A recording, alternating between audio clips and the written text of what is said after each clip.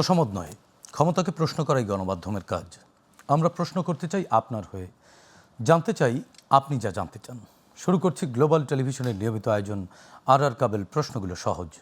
এ অনুষ্ঠানে আমরা চলমান ঘটনার নানান তথ্য এবং উপাত্ত বিশ্লেষণ করে থাকি। অতিথিদের কাছে জানতে চাই সেই সব তথ্য ও বক্তব্যের প্রতিক্রিয়া ও বিশ্লেষণ।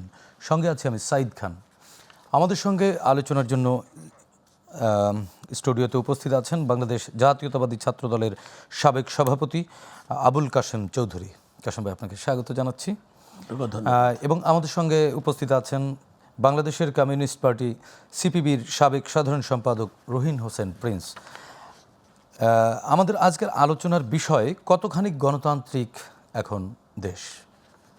চলমান রাজনৈতিক প্রেক্ষাপটে গণতন্ত্র আছে কি নেই এটা নিয়ে নানান মহলে আলোচনা চলছে।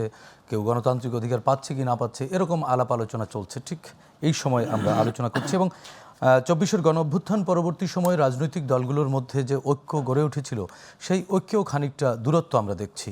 সম্প্রতি শেখ হাসিনার বিরুদ্ধে মানবতা বিরোধী অপরাধের মামলায় প্রথম রায় হয়েছে এবং সেই রায়ে তার এবং তার স্বরাষ্ট্রমন্ত্রী আসাদুজ্জামান খান কামালের মৃত্যুদণ্ড হয়েছে। শুরু করতে চাই আলোচনা, কাশেম ভাইয়ের কাছ থেকে শুরু করতে চাই। কাশেম ভাই, আমি আপনার মাধ্যমে গ্লোবাল টিভির যারা আছেন তাদের সকলকে ধন্যবাদ দিচ্ছি এবং যারা আজকের এখানে এই অনুষ্ঠান যেসব শ্রোতারা দেখছেন সকলকে আমি সালাম জানাচ্ছি। আজকে আমাদের দেশের যে পরিস্থিতি, এই পরিস্থিতির উপরে যদি বলতে চাই তাহলে আমাদের একটু পেছনে যেতে হবে। সেই পেছনে যাওয়ার সময়টা হচ্ছে 5 আগস্ট, অর্থাৎ জুলাই অগাস্টের যে বিপ্লব, যে আন্দোলন, যে গণঅভ্যুত্থান, সেখানে আমাদের একটু যেতে হবে। কারণ সেই অভ্যুত্থানকে কেন্দ্র করে আমাদের এখানে অনেক ছাত্র, যুবক, তরুণ, সাধারণ মানুষ সেই ছাত্র গণ অভ্যুত্থানে যোগদান করেছিল। তাদের অনেকে নিহত হয়েছে, শহীদ হয়েছে। আপনার নাম আবু সাইদ, তিনি প্রথম শহীদ হয়েছিলেন। সেই আবু সাইদ শহীদ হওয়ার পরে পর্যায়ক্রমে প্রায় 1482 জনের মতো 1482 জনের মতো শহীদ হয়েছিলেন। তা এখন সেই শহীদানদের রুহের মাগফিরাত আমি কামনা করছি এবং দোয়া করছি। কিন্তু তাদের এই হত্যার বিচার হতে হবে। সেই বিচার করতে গিয়ে আজকের এই সরকার 8 আগস্টে এসেছে। ডক্টর মোহাম্মদ ইউনূস সাহেবের যে অন্তর্বর্তীকালীন সরকার, এই সরকার 8 আগস্ট এখানে এসেছে এবং সেখানে এই আসার পেছনে আমাদের সেনাবাহিনীরও একটি ভূমিকা আছে। সেদিন জেনারেল ওয়াকার দায়িত্ব নিয়ে বলেছেন যে আমরা এমন একটি ভূমিকা রাখব যাতে সকলেই নিরাপদ থাকবেন, এবং সেনাবাহিনীর ভূমিকার কারণে সেদিন ছাত্র গণ অভ্যুত্থানও সফল হয়েছিল। এই জন্য আমি তাদেরকে ধন্যবাদ দিচ্ছি। আজকে অন্তর্বর্তীকালীন সরকার এখানে গণতান্ত্রিক প্রক্রিয়া শুরু করেছেন এবং বিচারও শুরু করেছেন। এই বিচারের রায় 3টা বিচারের 3টি অপরাধের বিচার, 3টি ঘটনার বিচার আপনার আন্তর্জাতিক অপরাধ ট্রাইব্যুনাল রায় দিয়েছে। 2টি রায় মৃত্যুদণ্ড, সাবেক প্রধানমন্ত্রী এবং সাবেক স্বরাষ্ট্রমন্ত্রীর মৃত্যুদণ্ড, এবং সাবেক আইজিপি তার 5 বছর কারাদণ্ড দিয়েছে।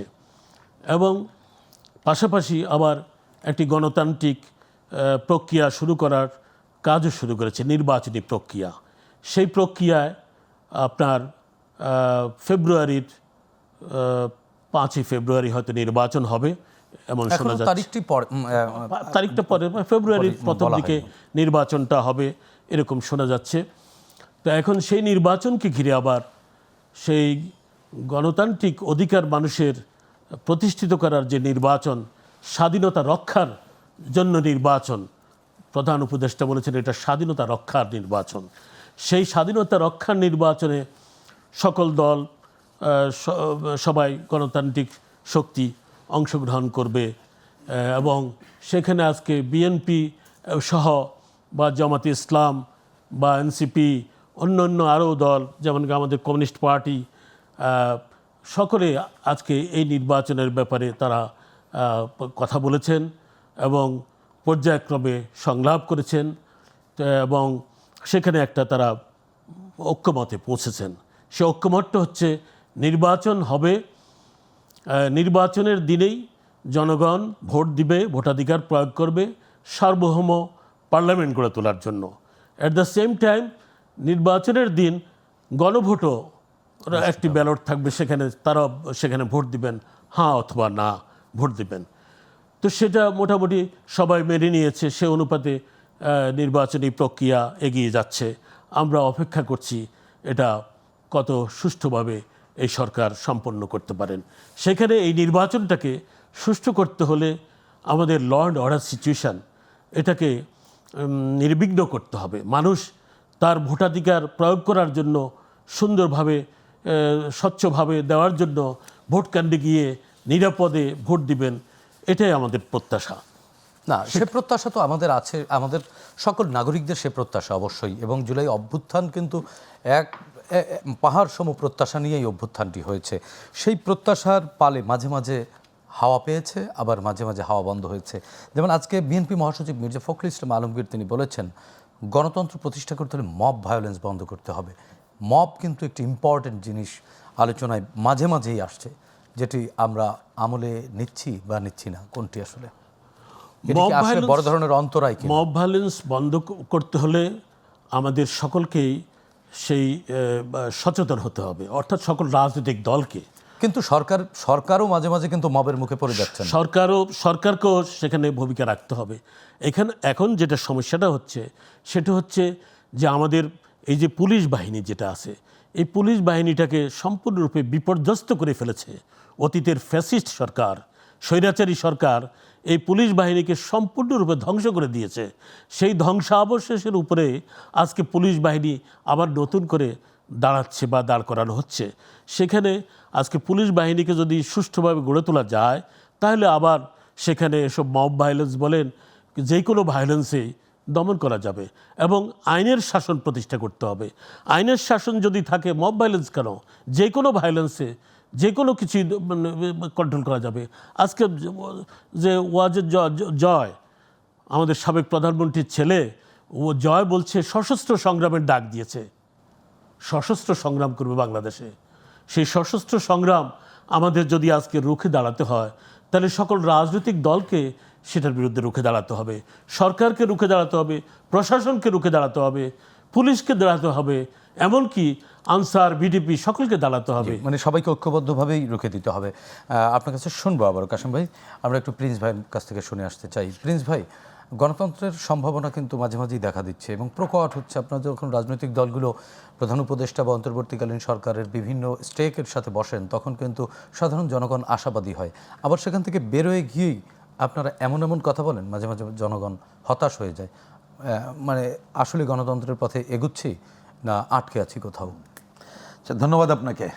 আমি কাশেম ভাইকে ধন্যবাদ জানাই এবং যারা শুনছেন তাদেরকে বিশেষভাবে শুভেচ্ছা জানাই। দেখেন, আপনি তো যে কথাটা শেষে বললেন খুবই গুরুত্বপূর্ণ। আমি যদি এইভাবে ভাবি যে অন্য সময় ধরেন একটা ঘটনা, রাজনৈতিক দলগুলো পরস্পর কথা বলল, কি ভূমিকা পালন করলো, মানুষ যেভাবে দেখত, এইবারের একটা অভূতপূর্ব গণ অভ্যুত্থানের পর, যেটা কাশেম ভাই কিছুটা ব্যাখ্যা করেছেন, তারপরে মানুষের প্রত্যাশা তো আকাশচুম্বী। এখন খুবই স্বাভাবিক। এখন এই আকাশচুম্বীটা আসলে যে দায় দায়িত্ব, নিশ্চয়ই রাজনৈতিক দলগুলো তাদের তো আছেই, কিন্তু প্রধান দায়টা ছিল যারা দায়িত্ব পালন করছে ক্ষমতায় থেকে।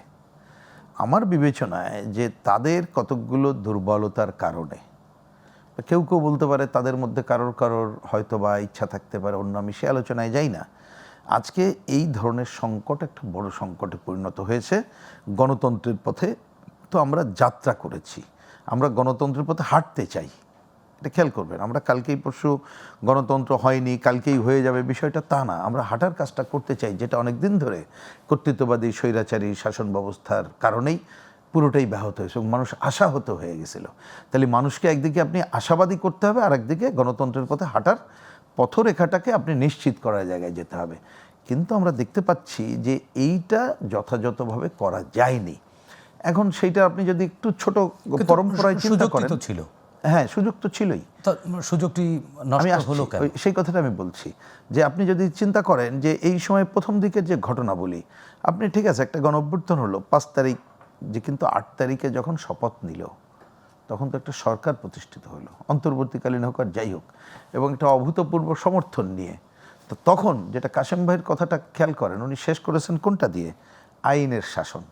তা আপনাকে তো ফিরে যেতে হবে সেইখানে।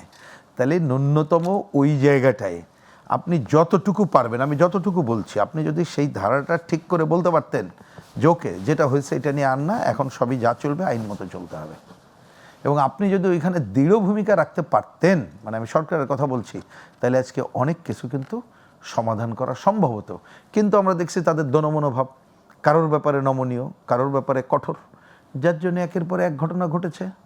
আপনি দেখেন, বেশি দূরে যাওয়ার দরকার নাই, যেদিন এবার রায় ঘোষিত হচ্ছে, আপনি কেন সেখানে বুলডোজার যাবে? বুলডোজার তন্ত্র নিয়ে কেন কথা বলতে হবে? আপনি 32-এ যাবে কেন বুলডোজার? এবং আন্তর্জাতিক কিন্তু ফোকাস দেখেন, কিন্তু বুলডোজারে চলে গেছে। ন্যাচারাল থাকবেই তো। আবার দেখেন যে এর আগে ওরা যে কাজ করতে পারলে এইবার পারলো না, আমাদের অনেক নমনীয়তা সত্ত্বেও, কিন্তু যেহেতু সরকার সিদ্ধান্ত নিয়েছে যে এইবার ওইখানে ঢুকতে দেবে না, পারে নাই। তাহলে অতীত দিনে কি করলা? তাহলে গেল, এটা তো আর বলে লাভ নেই যে সরকারের ইচ্ছার উপরে এগুলো যে নির্ভর করে, এটাই তো প্রমাণিত।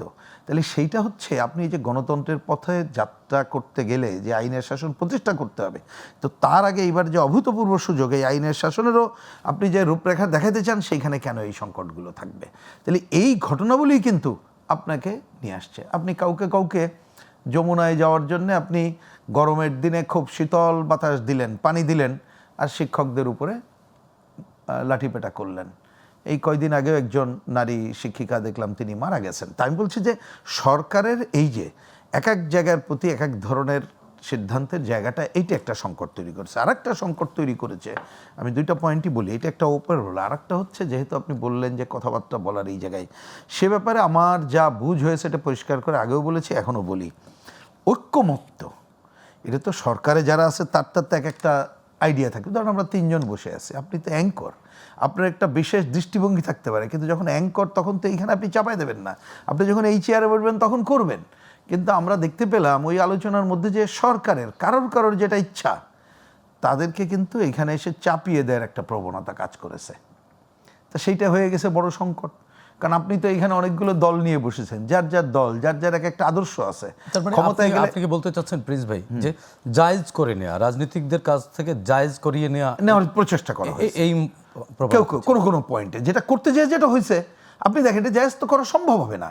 আপনি মনে রাখেন, এ তো আর ওই যে আলু পটল কেনা বেচার ব্যাপার না, যাচ্ছে 2 টাকা কম দিলাম, বেশি দিয়ে কিনলাম।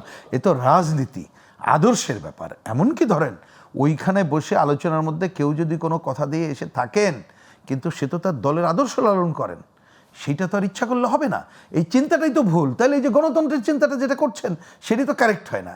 এখন গণতন্ত্রের জায়গাটা যদি এইভাবে আমরা ভাবি, যেটা আজকে দেখলাম ফখরুল ভাইও তো পরিষ্কার করে অনেকগুলো কথা বলেছেন, যতটুকু দেখলাম, সেটা হচ্ছে যে আপনি, আমাদের নানা দ্বিমত থাকতে পারে, কিন্তু সবচেয়ে বড় ব্যাপার হচ্ছে সেটাই তো গণতন্ত্র, যে আপনার যে দ্বিমত করে, ওই দ্বিমতটা সে যাতে ঠিক মতো প্রকাশ করতে পারে, সেইটার রক্ষকও আমি হব।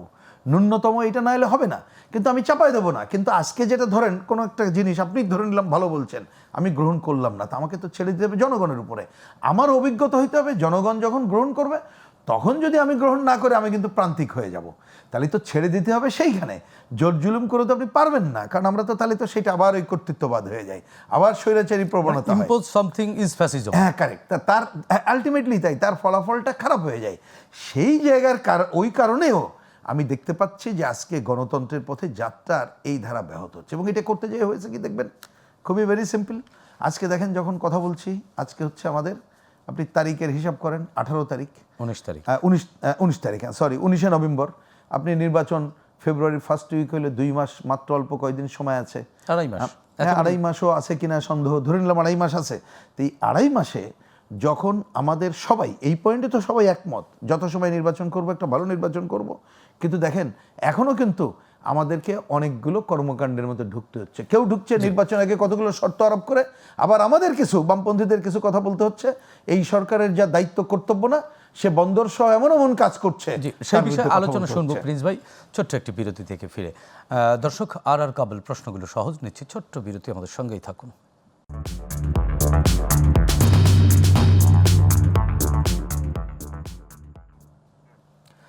দর্শক, বিরতির পর আবারও স্বাগত জানাচ্ছি। আর কাবল প্রশ্নগুলো সহজ আলোচনা শুনছিলাম প্রিন্স ভাই আপনার কাছ থেকে। জি, আমি যা বলছিলাম, দেখেন এই যে গণতন্ত্রের প্রশ্নটাও, তাহলে যারা এখন ক্ষমতায় আছে তারা তো আমরা যে গণতন্ত্রের পথে হাঁটবো, তারাও তো এই সময়টায় যে কতগুলো গণতান্ত্রিক আচরণ করে, হ্যাঁ ধরে নিলাম ওনারা বলবেন যে রাজনৈতিক দলগুলো অতীতে করেন নাই, তাহলে সেই পথও দেখাবেন।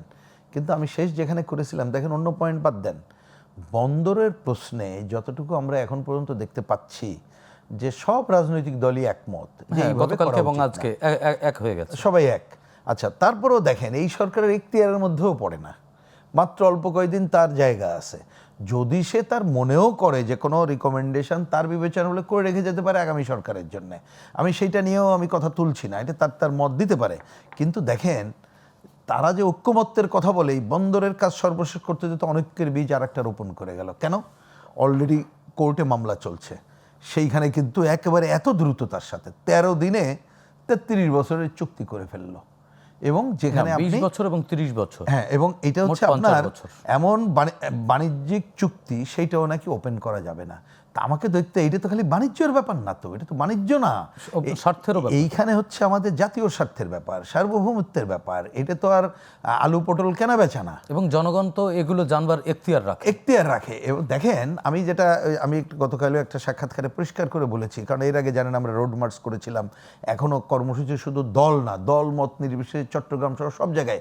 এবং আমি দায়িত্ব নিয়ে বলছি, আমরা যে রোড মার্চ করলাম একটা লোকও খুঁজে পাইনি যে বিরোধিতা করেছে। হ্যাঁ, কিছু আছে যার জন্য আজকে আমরা গতকাল বললাম যে হয়তো 99% লোক তো পক্ষে। কিন্তু তাহলে এই অন্তর্বর্তীকালীন সরকার কেন এই কাজটা করছে? তাহলে সে যদি কোনো বিশেষ উদ্দেশ্য হাসিলের জন্য করে, তাহলে এটা তো অগণতন্ত্রকেই সে শিখালো। মানে এই বিষয়টি নিয়েও কিন্তু আলোচনা হতে পারতো রাজনৈতিক দলগুলোর সাথে, যেহেতু অন্তর্বর্তীকালীন সরকার সব বিষয়ে কিন্তু সব রাজনৈতিক দলের সাথে, এবং এটা তো তার এখতিয়ারের মধ্যেও পড়ে না। এখন এটা নির্বাচিত সরকার ছাড়া, এবং দেখেন কি বিপদে সে ফেলে দিয়ে যাচ্ছে। ধরুন কথার কথা, অন্য কেউ যেমন আমরা যেমন আজকে আপনার এই কথা বলে আমি শেষ করি, আমি যেমন একটা বলেছি যে আমরা আসেন সব রাজনৈতিক দলগুলো আন্দোলন যেমন করব, সব রাজনৈতিক দলগুলো ঘোষণা দেই যে আমি ক্ষমতায় গেলে এই চুক্তি বাতিল করব, এবং যারা এর সাথে জড়িত আছে দেশের স্বার্থবিরোধী হলো তাদেরকে কৈফিয়ত তলব করব। আমি সব ভাষা বলেছি, কারণ আমি বলছি যে এই কাজটা করার মধ্য দিয়ে সে তো একটা অগণতান্ত্রিকতাকে কিন্তু শেখাই গেল। অধিকাংশ মানুষ পক্ষে না, কিন্তু জোর জুলুম করে সোকল্ড উন্নয়ন, এবং দেখেন শব্দটা কি উন্নয়ন। আরে উন্নয়ন শেখ হাসিনার সময় আমরা খেলা দেখছি না, যে উন্নয়ন করতে যেয়ে গণতন্ত্রকে কোথায় নিয়ে গেছে, কোথায় তার কর্তৃত্ববাদী স্বৈরাচারী প্রবণতা গেছে। আজকে সেইখানে যদি এরা করতে চায়, তাহলে তো আমি দেখতে পাচ্ছি গণতন্ত্রের পথে হাঁটার ক্ষেত্রে অন্তর্বর্তীকালীন সরকার আমাদেরকে সহযোগিতা করার ক্ষেত্রে এই বন্দর এই সব ইস্যুটা নিয়ে এসে, টার্মিনাল ইস্যুটা নিয়ে এসে আরও অগণতান্ত্রিক আচরণেরটাই আমাদের সামনে মানে শিখিয়ে দিচ্ছে, যেটা আসলে গণতন্ত্রের জন্য মোটেই ভালো উদাহরণ না, দেশের জন্য তো বড় ক্ষতিকর বটেই। জি প্রিন্স ভাই, আবুল কাশেম চৌধুরী ভাই আপনার কাছ থেকে শুনতে চাচ্ছি, আসলে প্রিন্স ভাই বেশ কয়েকটি অন্তরায়ের কথা বললেন যে গণতন্ত্রে হাঁটবার পথে অন্তর্বর্তীকালীন সরকার যেখানে জাতীয় ঐক্য তৈরি করবার চেষ্টা করেছেন, সেই জায়গায় অনেকগুলো লুফলস প্রিন্স ভাই খুঁজে পেয়েছেন। যদিও প্রিন্স ভাই কিন্তু এই অন্তর্বর্তীকালীন সরকারের সাথে টানা 8 মাসের বেশ কয়েকটি বৈঠক করেছেন সশরীরে। তিনি তার নিশ্চয়ই অভিজ্ঞতার কথা বলেছেন, এবং সর্বশেষ তিনি নিজেই বন্দর ইস্যুটিকে সামনে তুলে এনেছেন। আপনার ব্যাখ্যা বিশ্লেষণে এর পরিণতি কোন দিকে গিয়ে ঠেকবে? আসলেই কি গণতন্ত্রের পথে আমরা হাঁটছি? প্রিন্স ভাই কিন্তু গণতন্ত্রের অন্তরায় হিসেবে এগুলোকে দেখছেন। এখন শুনেন, আমি বলি বন্দর যেটা, এখানে আমাদের জিও পলিটিক্স আছে। এই বন্দর কিন্তু জিও পলিটিক্সের বাইরে না, ওই চিকেন নেক জিও পলিটিক্সের বাইরে না। লালমনিরহাট যে বিমান বন্দর জিও পলিটিক্সের বাইরে না। ওখানে আমাদের বার্মার সাথে রোহিঙ্গা ইস্যু জিও পলিটিক্সের বাইরে না। তারপরে আমাদের সেখানে একটা করিডোর, সেটাও জিও পলিটিক্সের ভিতরে। অর্থাৎ আমাদের এখানে এই জিও পলিটিক্সে মার্কিন যুক্তরাষ্ট্র, চায়না, পাকিস্তান, ভারত, বার্মা, এইসব দেশগুলি আমাদের এই দেশগুলির সাথে আমরা জড়িয়ে আছি। এখান থেকে আমাদের স্ট্র্যাটেজি কী হবে, কৌশল কী হবে, সেটা আমাদের নির্ধারণ করতে হবে। আজকে বন্দরের কথা বলছেন, বন্দর ইস্যু কী হবে না হবে এটা নেক্সট পার্লামেন্ট যখন আসবে, দে উইল ডিসাইড। না, আর সুযোগ নেই। Finally তারা এই চুক্তি তো তারা রিভিউ করতে পারবে না। উচিত তাই বলছেন? আমি বলছি, আমার বক্তব্য আমি বলছি যে পার্লামেন্ট, সার্বভৌম পার্লামেন্টের অধিকার রয়েছে, জনগণের দ্বারা নির্বাচিত সার্বভৌম পার্লামেন্টের অধিকার রয়েছে যে কোনো বিষয়ে রিভিউ করার। এটা কোনো কিছু ফাইনাল না। আজকে আমাদের যেটা বার্নিং ইস্যু সেটা হচ্ছে যে ফ্যাসিস্ট শেখ হাসিনা এবং তার স্বরাষ্ট্রমন্ত্রীকে ফাঁসির অর্ডার দিয়েছে আন্তর্জাতিক আদালত। হ্যাঁ, সেই ফাঁসির ইয়েটা আগামী 1 মাসের মধ্যে তারা যদি জবাবদিহি না করে, তাহলে বা এটা আপিল না করে, আপিল না করে, তাহলে এটা কিভাবে কার্যকরী করবে, এটা হচ্ছে সবচেয়ে বড় ইস্যু। সেই ইস্যু থেকে আমরা অন্যদিকে এখন এই মুহূর্তে ডাইভার্ট হব না। কারণ হলো সারা বিশ্বে এখন পর্যন্ত 48টা রাষ্ট্রের মধ্যে রাষ্ট্রপ্রধানদেরকে এভাবে ফ্যাসিজমের কারণে ফাঁসি দেওয়া হয়েছে বা হত্যা করা হয়েছে বা তাদের বিচার করা হয়েছে। তার মধ্যে আমি বলবো ইরানের প্রধানমন্ত্রী আমির আব্বাস হোবেদা, তাকে ফাঁসি দেওয়া হয়েছে। জুলফিকার আলী ভুট্টোকে ফাঁসি দেওয়া হয়েছে। তারপর সাদ্দাম হোসেনকে ফাঁসি দেওয়া হয়েছে ইরাকের। প্যাট্রিস লুলুম্বা কঙ্গোর, তাকে ফাঁসি দেওয়া হয়েছে। জোসেফ কাবিলা কঙ্গোর, তাকে ফাঁসি দেওয়া হয়েছে। তারপরে মুসোলিনি ইতালির প্রধানমন্ত্রী ফ্যাসিস্ট, তাকে ফাঁসি দেওয়া হয়েছে। নিকোলাই চসেস্কো প্রেসিডেন্ট রোমানিয়া, তাকে ফাঁসি দেওয়া হয়েছে, সেও আরেকজন ফ্যাসিস্ট। এইভাবে এই চুন দু হুয়ান প্রেসিডেন্ট দক্ষিণ কোরিয়ার, সেও আরেকজন ফ্যাসিস্ট, তাকে ফাঁসি দেওয়া হয়েছে। এই আজকে বাংলাদেশের সাবেক প্রধানমন্ত্রী ফ্যাসিস্ট, তাদেরকে যে এই ফাঁসির আদেশ দেওয়া হয়েছে, এটা হচ্ছে বার্নিং ইস্যু। এটা তাকে কিভাবে আপনি আমরা সলভ করতে পারি? কার্যকর কিভাবে করবে? সে তো ভারতে পালিয়ে আছে। ভারতে পালিয়ে আছে, সেখানে এবং ভারতের কাছে তারা গভর্নমেন্ট, তার কোনো একটি চুক্তি আছে, ভারত তো সে ব্যাপারে কোনো আন্তরিকতা এখনো পর্যন্ত দেখায়নি বা ইতিবাচক কোনো সাড়াও ভারত দেয়নি। একটা কথা বলছে, ভারত যে সবসময় আমাদের বৈপরীত্য সৃষ্টি করে তা না। ভারতের এই লেটেস্ট যে বক্তব্য সেটা হচ্ছে, তারা বলেছে ভারত শান্তি, গণতন্ত্র, অন্তর্ভুক্তি ও স্থিতিশীলতা সহ সামগ্রিক কল্যাণের প্রতি অঙ্গীকারবদ্ধ। অন্তর্ভুক্তি শব্দটির মধ্যেই তো তাদের একটি রাজনীতি রয়েছে। আমি বলছি তারপরে তাদের, আমি মনে করি এই বক্তব্য মধ্যে একটা পজিটিভ জিনিস আছে, পজিটিভ একটা মানে মেসেজ আছে। এই প্রথম আমি শুনলাম। এর আগে শুনতাম যে তারা অমুক বর্ডার দিয়ে আক্রমণ করবে, অমুক করবে, সেই করবে, চিকেন নেক দখল করবে। না, এটি অফিসিয়াল বক্তব্যে কখনোই ওভাবে সাংঘর্ষিক বক্তব্য দেয়নি। এটিও গতকালকে এখন তারা এক্স হ্যান্ডেলে ভারত এমন একটি রাষ্ট্র, বৃহত্তম রাষ্ট্র, সেও একটা মানে শক্তিশালী রাষ্ট্র পৃথিবীর বুকে, এবং গণতন্ত্রের অঙ্গীকার নিয়ে তারা আছে, গণতন্ত্রের দাবিদার। যদিও আমি মনে করি বিজেপি সরকার একটা মৌলবাদী সরকার, তারাও Hindu fundamentalist government, Hindu fundamentalist. এই হিন্দু ফান্ডামেন্টালিস্টদেরকে তারা ধর্মনিরপেক্ষতা বিশ্বাস করে না, তারা তাদের কনস্টিটিউশনকে মানে না। ভারতের কনস্টিটিউশনে আছে ধর্মনিরপেক্ষতার কথা, জাতীয়তাবাদের কথা, গণতন্ত্রের কথা। তো আপনি যদি গণতান্ত্রিক হন, তাহলে আপনি আপনার প্রতিবেশীর সাথেও গণতান্ত্রিক হবেন, প্রতিবেশীর সাথেও আপনি গণতান্ত্রিক আচরণ করবেন। আজকে আমরা এখানে একটা সার্ক গড়ে তুলেছিলাম, শহীদ প্রেসিডেন্ট জিয়াউর রহমান এই সার্কের উদ্যোক্তা ছিলেন। পরবর্তী পর্যায়ে এই সার্ক গড়ে ওঠে এবং সার্কের প্রথম সম্মেলন এই ঢাকাতে হয়েছিল, আপনার মনে থাকার কথা। তাহলে আমরা সেখানে কত উদ্যোগী ছিলাম।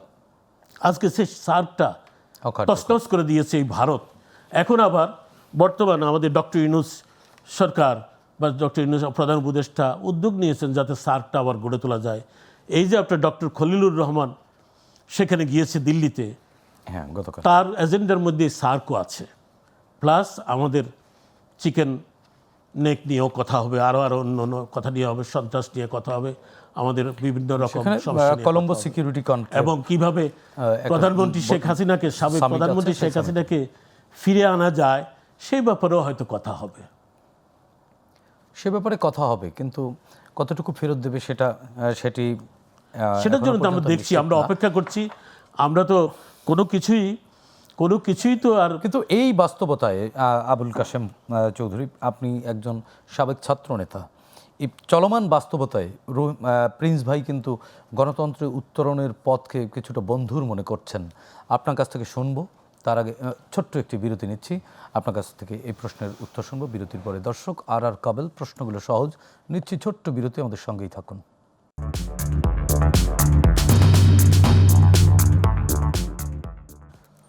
দর্শক, বিরতির পর আরও একবার স্বাগত জানাচ্ছি আর কাবেল, প্রশ্নগুলো সহজ। কাশেম ভাই, আপনার কাছে ছিলাম আমরা। বর্তমান নানান ধরনের সংকট আছে, একদিকে বন্দর, অন্যদিকে এই যে মানবতা বিরোধী অপরাধে শেখ হাসিনা সহ আওয়ামী লীগের অনেকেই অভিযুক্ত হবেন, হয়তো তাদের বিরুদ্ধে অভিযোগ আছে, একটি মামলার রায় হলো সব এবং প্রিন্স ভাই অনেকগুলো পয়েন্ট উত্থাপন করলেন, আপনিও বললেন। আসলে বর্তমান যে পরিস্থিতি, রাজনৈতিক এবং আইন শৃঙ্খলা পরিস্থিতি সব মিলিয়ে কিন্তু সাধারণ জনগণ এক ধরনের দ্বিধাদ্বন্দ্বের মধ্যে পড়ে যাচ্ছে। কখনো কখনো নির্বাচনের সম্ভাবনা প্রকট হয়ে ওঠে, গণতন্ত্রায়নের সম্ভাবনা প্রকট হয়ে ওঠে, আবারও নানান ধরনের অদৃশ্য কারণে বা পারিপার্শ্বিক কারণে সেই সম্ভাবনা ক্ষীণ হয়ে আসে।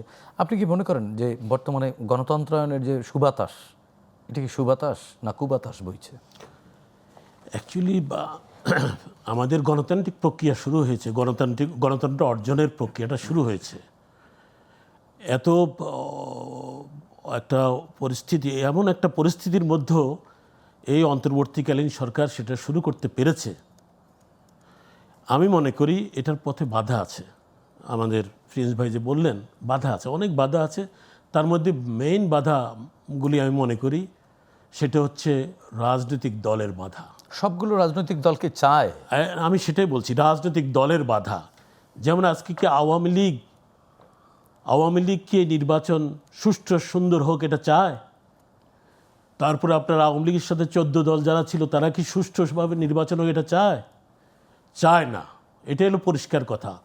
এবং যারা এই দিকে আছে, অর্থাৎ বিএনপি, জাতীয়তাবাদী দল, জামাত ইসলাম, এনসিপি, এই কমিউনিস্ট পার্টি বা অন্য জোট, ছোটখাটো বাম দল, সাম্যবাদী দল, আরও বিভিন্ন দল আছে, আমি সবার কথা নাম উল্লেখ করলে অনেক সময় লাগবে। তো তাদের মধ্যেও দেখা যাচ্ছে যে বিভক্তি আছে। কি বিভক্তি? তারা কেউ বলছে পিআর পদ্ধতি চাই। ফর হোয়াট রিজন পিআর পদ্ধতি? কোত্থেকে পিআর পদ্ধতি? পিআর পদ্ধতি যেসব দেশে আছে, আমি নেপালের কথা বলছি, নেপালে পিআর পদ্ধতি করছে, মানে অ্যাভারেজে 1.5 বছর করে গভর্নমেন্ট টিকছে।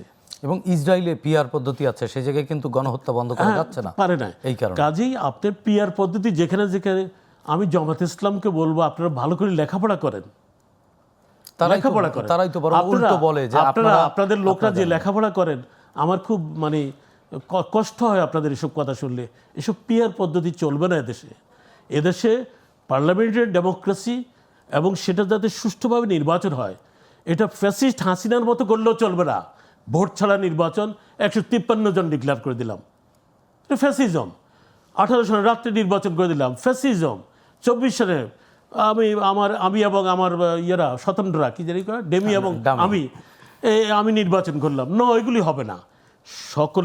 সকলের অংশগ্রহণ, সকল জনগণ যাতে ভোট দিতে পারে, প্রতিটি নাগরিক তাদের অধিকার প্রয়োগ করতে হবে, সেটা হচ্ছে নির্বাচন। মানে আদৌ তাহলে অংশগ্রহণমূলক বা অন্তর্ভুক্তিমূলক অন্তর্ভুক্তি বলবো না, এইসব শব্দই বাদ দেন। জনগণের পার্টিসিপেশন, জনগণ। কিন্তু শেখ হাসিনাও তো আপনি অন্তর্ভুক্তি বাদ দেন, জনগণ। হ্যাঁ, শেখ হাসিনাও তো বলতো জনগণ ভোট দিতে না, আসলে শেখ হাসিনা মিথ্যাচার করেছে, মিথ্যাবাদী। She was a liar. এখনো সে বিভিন্ন মিথ্যা কথা বলতেছে। উচিত না এগুলো, তার উপলব্ধি হওয়া উচিত।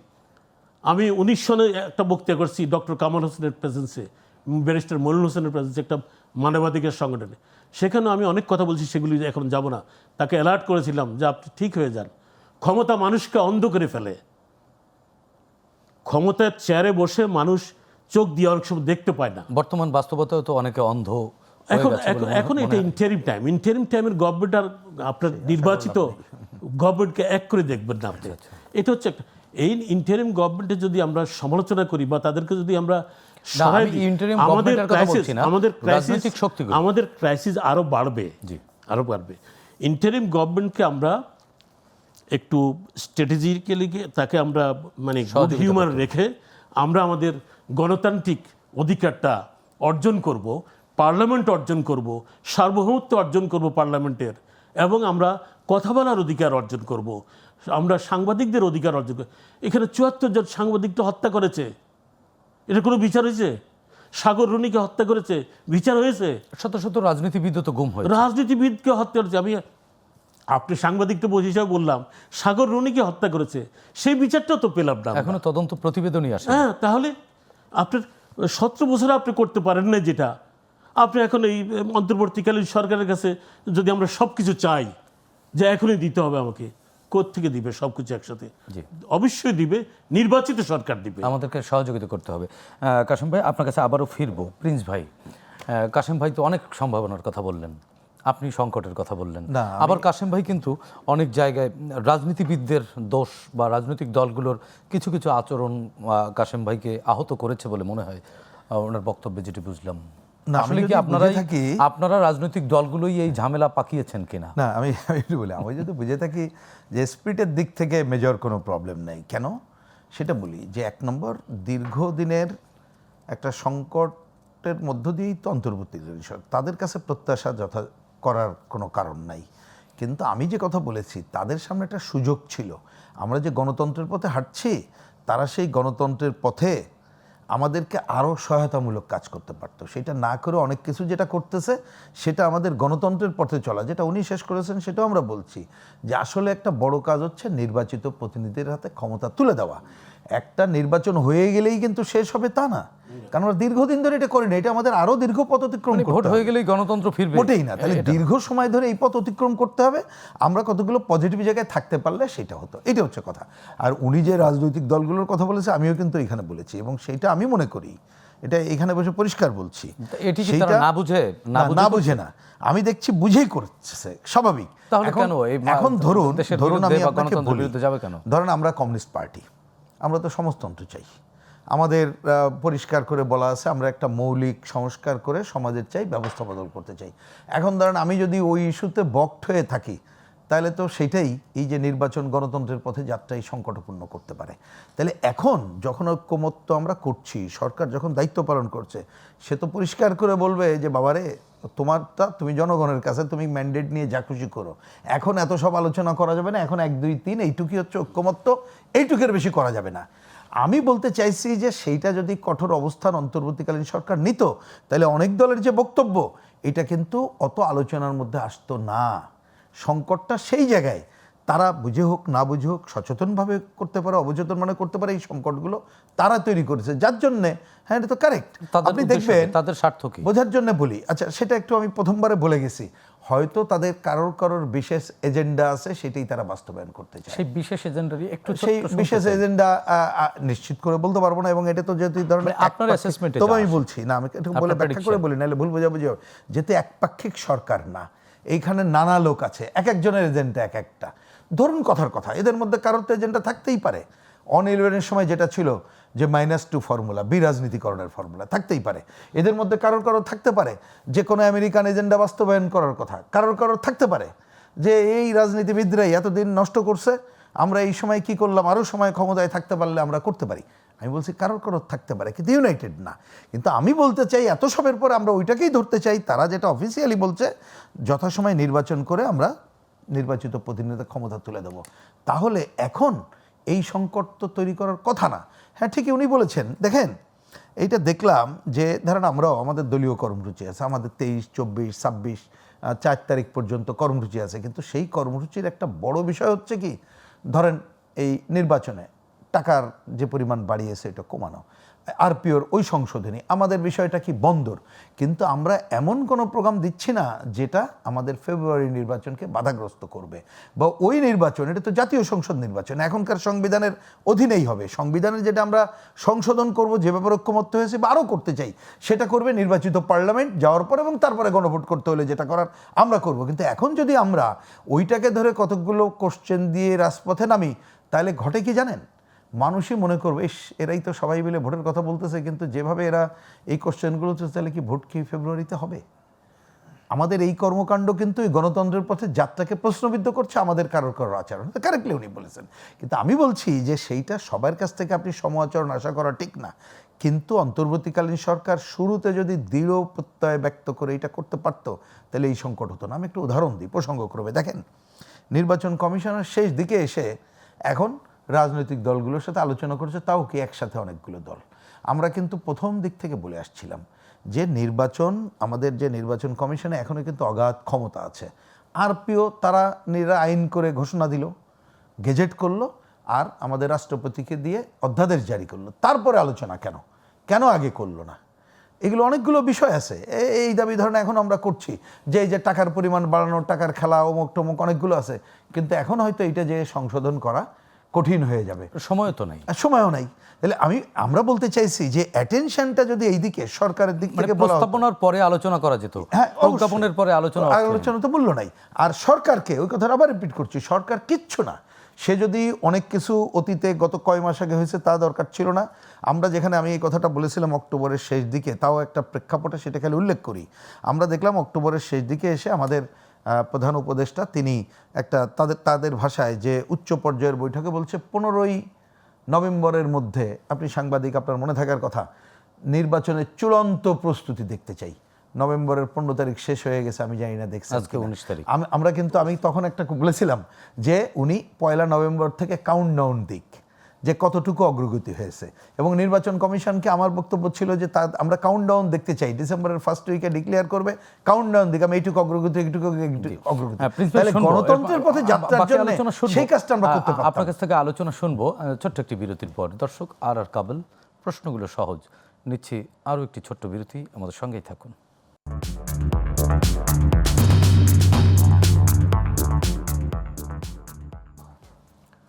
দর্শক, বিরতির পর আরও একবার স্বাগত জানাচ্ছি আর কেবল প্রশ্নগুলো সহজ। প্রিন্স ভাই, আপনার কাছে ছিলাম আলোচনায়। নির্বাচন কমিশন শেষ সময়ে এসে আলোচনা করে আসলে কতটুকু ফয়সালার পথে এগোতে পারবে? না, আমি তো বললাম যে এখন হয়তো অনেক কিছু ফয়সালা করতে পারবো না, সুতরাং এখন আমার মেলা ভালো আশা করে লাভ নেই। কিন্তু এই জিনিসটা যেটা আলোচনা শুরুর মধ্য দিয়ে নির্বাচনের যে যাত্রা আমরা করেছি, কোনো কারোর, এমনকি আমি আমার দল বা আমার কথাও বলি, আমাদের কোনো বিহেভিয়ার যেন এটাকে পিছু টেনে না ধরতে পারে। তাহলে এই ক্ষেত্রে 2টা পয়েন্ট। আমাকে হয়তো আপনি বলতে পারেন যে আপনি একটা রেশনাল আচরণ করেন, কিন্তু আপনি হয়তো অনেক সময় এই কথায় কাজ আমাকে হবে না। তাহলে আপনাকে সরকারের পক্ষ থেকে, নির্বাচন কমিশনের পক্ষ থেকে কঠোর অবস্থান এই পয়েন্টে নিতে হবে। কারণ আমি ভাই অন্তর্বর্তীকালীন সময় আসছে, মানে আমি তাদের কথা বলছি, এই সময় আমার হাতে সময় নেই, আমি একটা ভালো নির্বাচন দিয়ে যেতে চাই। উনি যেটা বলেছিলেন, অনেক কথা, পরিষ্কার নির্বাচন, ঐতিহাসিক নির্বাচন, এখন যতটুকু হয় আমি খুব খোলা মনেই যদি এই ছাড়া কোনো বিকল্প নাই। কারণ এক গণতন্ত্র তো আপনি একদিনে পারবেন না, এটা আর একটা মানুষ ভুল না বোঝে, খুবই কারেক্ট। এবং এখানে দেখেন, উনি এখানে কয়েকগুলো আলোচনা করেছেন, যে আলোচনা হয়তো আজকে সময় নিয়ে আমরা করতে পারলাম না, আমাদের ভূ রাজনৈতিক অবস্থান, অন্যান্য জায়গায়। এবং প্রসঙ্গক্রমে বলি, দেখেন, আজ থেকে 10 বছর আগে, 12-20 বছর আগে আমাদের আঞ্চলিক পরিস্থিতি, ভূরাজনৈতিক পরিস্থিতি যেখানে ছিল, এখন কিন্তু সেটা নাই। এখন তার নানা মাত্রা হয়েছে। আপনি ইন্ডিয়ার কথা হলো, উনি একটা কথা বলেছেন, খালি আমি ওইটা রিপিটেশনের জন্য বলি। দেখেন, ইন্ডিয়ান জনগণ তো আমার শত্রু না, কিন্তু রাষ্ট্র ক্ষমতায় কারা আসছে সেটা তো একটা বড় ব্যাপার। এবং ওইখানে যারা আছে, উনি তো ঠিকই বলেছেন, তারা তো এক ধরনের ধর্মান্ধ শক্তি। তা সুতরাং, এবং তারা কিন্তু ওই দেশের বুর্জুয়া, বড় বুর্জুয়াদের প্রতিনিধিত্ব করে। এবং দেখছেন না আমাদের এইখানে, এই যে সুন্দরবনের আমাদের রামপাল প্রজেক্ট থেকে শুরু করে কতগুলো জায়গায় তারা এক ধরনের কি বলে জোর জুলুম করে নিছে, এবং ক্ষমতাসীনরা তাদের টিকে থাকার স্বার্থে এই কাজগুলো করেছে। তারাও মনে করেছে এটা ঠিক না, কিন্তু উপায় নাই। তার মানে আমাদের সামনে পথ কি, এটা হচ্ছে আমার কনক্লুড কথা। আমরা আগামী দিনে যে বিগ চ্যালেঞ্জ মোকাবেলা করব, দেশের স্বাধীনতা, সার্বভৌমত্ব এবং অধিকার রক্ষার জন্যে সমস্ত কতগুলো প্রশ্নে আমাদের এক থাকতে হবে, কোনোভাবেই যাতে বাংলাদেশ কারোর কাছে মাথা নত না করে, এবং গণতন্ত্রের পথে যেই আমাদের ওই কাজটা করতে হবে। ধন্যবাদ। কাশেম ভাই। আমাদের যে 5 আগস্টের যে ছাত্র গণ অভ্যুত্থান, যে বিপ্লব সাধিত হয়েছে, সেই বিপ্লবী চেতনাকে আমরা ধারণ করে আমরা গণতন্ত্র অর্জন করব, আমাদের স্বাধীনতার সার্বভৌমত্বকে আমরা নিরঙ্কুশ করব। সেটি তো আমাদের প্রত্যাশা, কিন্তু এবং আসলে এবং অন্তরায়গুলো আজকে সেটা থেকে করতে আসলে গিয়ে বেরিয়ে আসবার জন্য কি করতে নির্বাচন হবে? কমিশনকে যথাযথ ভূমিকা পালন করতে হবে, পুলিশ ডিপার্টমেন্টকে যথাযথ ভূমিকা পালন করতে হবে, ওই টিএনও হইতে আরম্ভ করে ডিসি হইতে আরম্ভ করে সচিব পর্যন্ত তাদেরকে নিরপেক্ষ ভূমিকা পালন করতে হবে। যদি কেউ নিরপেক্ষতা হারায় তাকে সরিয়ে দেন। এবং আমি বলবো যে এই যে জুলাই বিপ্লবের যারা নেতৃত্ব করেছেন তাদেরকে আমি অভিনন্দন জানাই, এবং আমি মনে করি তাদেরকে একটি রাষ্ট্রীয়ভাবে তাদেরকে একটা ইয়ে করা উচিত, স্বীকৃতি দেওয়া উচিত। এই জন্য আমি বলবো আবু সাঈদ মুগ্ধ, শেষ হয়নি যুদ্ধ, যুদ্ধ চলবে এবং এই যুদ্ধের মধ্য দিয়ে গণতন্ত্র অর্জিত হবে। আমাদের মুক্তিও মিলবে, কিন্তু মুক্তি মিলবার জন্য রাজনৈতিক দলগুলোর যে আচরণ রাজনৈতিক দলগুলোকে ঐক্যবদ্ধ হতে হবে। যারা এই ফ্যাসিবাদ বিরোধী, স্বৈরাচার বিরোধী আন্দোলন করেছে তাদেরকে একটি জাতীয় ঐক্য গড়ে তুলতে হবে, এবং ন্যূনতম পয়েন্টে একটি ঐক্য করেছে, সে ঐক্য হচ্ছে গণতন্ত্রের ঐক্য। সেই ঐক্য হচ্ছে গণতান্ত্রিক সংস্কৃতির ঐক্য।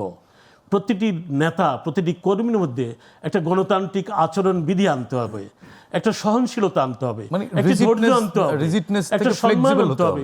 আমি যদি আজকে আমাদের প্রিন্স ভাইকে সম্মান না করি, উনিও আমাকে সম্মান করবে না। আমাদের পারস্পরিক একটা শ্রদ্ধা, ভালোবাসা এবং সম্মান বোধ গড়ে তুলতে হবে জাতীয় ভিত্তিতে। আমাদের সেই জায়গাটিতে আমাদের ঘাটতি আছে, সেটা হারিয়ে ফেলেছি, বিনষ্ট হয়ে গেছে।